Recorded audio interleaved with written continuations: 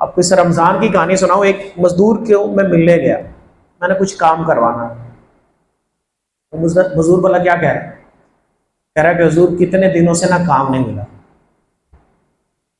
हालत यह है कि शायद 10-12 रोजों का बता रहा था कि वो सब सिर्फ नमक पर इफ्तार करते, कुछ नहीं होता। और वो कह रहा था कि मेरा बेटा जो है ना वो भी रोजे रख रहा है। वो शाम को कई मरतबा कहता है, अब्बा जी कोई समोसा ही लेके दे दी, वो पकौड़ा लेके दे दी, कुछ को यानी कुछ तो खाने को हो जाए। मेरे पास जवाब नहीं होता। तो मैं इफ्तारी के वक्त घर से बाहर निकल जाता, घर से बाहर निकल जाता, मुझसे आंखें नहीं मिलाई जाती उससे। बच्चे को कैसे मैं कहूँ कि वो रोजाना कह रहा है, मैं आंखें नहीं मिलाई जा रही। ये हालात। तो जब वो देखेगा कि यार भीख मांगने वाले मुझसे ज्यादा है, तो वो खुद भीख पे कल आ नहीं जाएगा। अभी तो उसकी खुदाई ने उसको रोका हुआ है कि नहीं ये हकीर काम ना करना, भूखा बैठा रहा, नमक खाता रहे। हमने अपने पड़ोसियों को नहीं देखा, भिखारियों को नवाज रहे। मोहल्ले वालों को नहीं देखा, भिखारियों को नवाज रहे हैं। और जो कई तरह के क्रिमिनल्स हैं जिनके जरिए से नशा बेचा जा रहा है, जिनके जरिए से कई जराइम करवाए जाते हैं,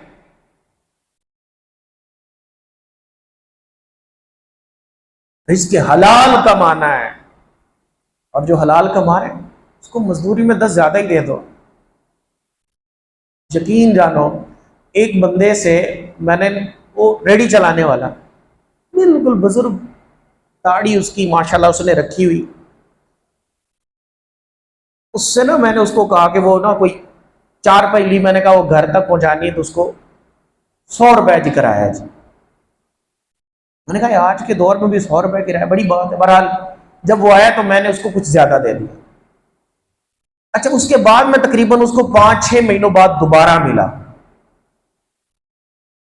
और फिर मैंने उसी जगह से कोई चीज खरीदी और फिर मैंने उसी को बुलाया तो वो सामान देने आया। अब वो फिर पूछने का तुम्हारा घर 6-7 महीने बाद एक मरतबा गाहक मिला, तो किसको याद रहेगा कि कब है। लेकिन उसको याद था, कहता आपका फलां जगह घर है ना। और जब उसको दूसरी मरतबा मैं मजदूरी दी ना और कुछ ज्यादा दिए, खुदा की कसम मेरा दिल हिल गया। वो कहता कि पिछली मरतबा भी आपने ज्यादा दिए थे। जो 6 महीने याद रख के बैठा, उसको 6 महीनों में कितने लोगों ने ज्यादा दिए होंगे जो उसको एक याद है। नहीं देते, तय कुछ कर लेते हैं, जब देने की बारी आती उसमें भी छुड़वा रहे होते। नहीं यार, वो जो 6 महीने याद रख के बैठा है वो इसलिए बैठा ना कि उसको चंदी मिले थे, कोई मिला होगा जिसने ज्यादा दिए होंगे। अगर हर ज्यादा देने वाला होता उसको याद ना होता। वो हलाल कमा रहा है और जब शाम को लौटता है, मेरे नबी करीम अलैहिस्सलाम ने फरमाया वो थक हारा जब शाम को लौटता है, ऐसा है कि अल्लाह ने उसकी बख्शिश फरमा दी होती है। अल्लाह उसकी बख्शिश फरमा देता है। ठीक है, काम कोई भी हकीर सा ले लो यार, लेकिन हलाल करो, हलाल खाओ। आज सूरत हाल कुछ ऐसी भी है और ये बड़ी खतरनाक है। ये सूरत हाल है बड़ी खतरनाक, हमारी कौम के लिए भी, मुसलमानों के लिए भी और हमारे मुल्क के लिए भी अच्छा नहीं। वो क्या है, मेहनत मजदूरी करने वाला शाम को कितनी मजदूरी लेके जा रहा है, 700-800 दिहाड़ी है, रूटीन चल रही 800 दिहाड़ी। और जो रोड पे कुछ भी नहीं कर रहा, सिर्फ भीख मांग रहा है, वो 2000-3000 लेके जा रहा है। जो रोड पे बैठ के भीख मांग रहा है वो 2000-3000-4000 इससे ज्यादा कमा के जा रहा है। कुछ भी नहीं किया, बैठा हुआ है बस, चाहे हाथ पांव सलामत है नहीं है, बैठा हुआ है बस।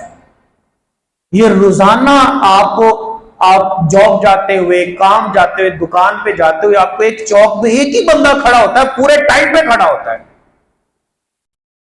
मैं कईयों को जानता हूं कि मुझे कई साल हो गए, उनको मैं जब भी गुजरता हूं वही देखता हूं, और एक खास टाइम में वहां होते, उसके बाद आगे पीछे नजर नहीं आते। सिर्फ खास टाइम है कि इस स्टॉप पे मैंने 8 से लेकर 10 बजे तक खड़ा होना है और फुला स्टॉप पे फुला टाइम से फुला वक्त, और वो कई सालों से खड़े हैं।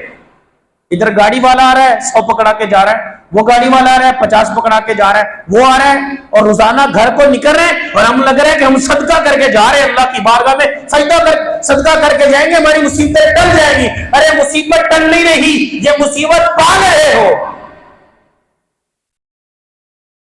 क्यों कि आपने लोगों के अंदर से कि जो कमा रहे थे, जो मजदूरी के लिए जा रहे थे, आपने उनका हक मारना शुरू कर दिया है कि वो बेचारा पूरा दिन कमाने के बाद इतना नहीं कमाता जितने भिखारी घर बैठे बैठे कमा लेता है। और फिर उस मजदूर को जो मजदूरी देनी है वो भी कितना टाइम पे देते हैं, कितना कुछ देते हैं, वो एक अलग कहानी है, एक अलग कहानी है। लेकिन ऐसे भिखारियों को, प्रोफेशनल भिखारी जिनका काम ही भीख मांगना, जो जरूरत की वजह से भीख मांगने वाले होते हैं, उनकी जरूरत 1 महीना होगी, 2 महीनों की जरूरत, ये कौन सी जरूरत जो कई सालों से खत्म ही नहीं हो रही और रोजाना ही बैठा हुआ है। ये जरूरत नहीं, ये पेशा है। वला ताअवनु अलल इस्मि वल उद्वान, अल्लाह कुरान में फरमाता है कि बुराई और बेहयाई के मामले में किसी की मदद ना करना, ये उसको देना, ये बुराई में मदद करना है। इसी वजह से उलमा ने इसको हराम कहा है। पेशावर भिखारी को, चाहे वो अल्लाह का नाम भी दे रहा है, उसको देना हराम है, हलाल नहीं है उसको देना, हराम है। ये सदका नहीं कर रहा। सदका देना था, उसके कई जरिए थे। जो आप मोहल्ले में देख लो कितने होंगे जो रोजाना मजदूरी के निकलते हैं, और आपको पता है आज मजदूरी बड़ी मुश्किल मिलती है। यानी कि बंदा इसके हलाल के माने वालों की मामला देखो कि जो अपने घरों से सुबह सुबह निकल आते हैं और वो चौक पे बैठे होंगे, लाइन लगी होगी, और जब कोई बंदा जाएगा ना मजदूर लेने के लिए, सारे इकट्ठे हो जाएंगे उसके पास, इकट्ठे हो जाएंगे सारे इधर, यार मुझे ले जाओ, यार मुझे ले जाओ, यार मुझे ले जाओ, मुझे ले जाओ। भीख नहीं मांग रहे, वो कह रहे काम रख लो, काम करवा लो, हमें ले जाओ सही। क्योंकि शाम को जाएंगे, अगर कुछ नहीं कमाया तो इस महंगाई के दौर में अपने माँ बाप, अपने बच्चों को, और अगर बूढ़े माँ बाप है तो उसको क्या मुंह दिखाएं।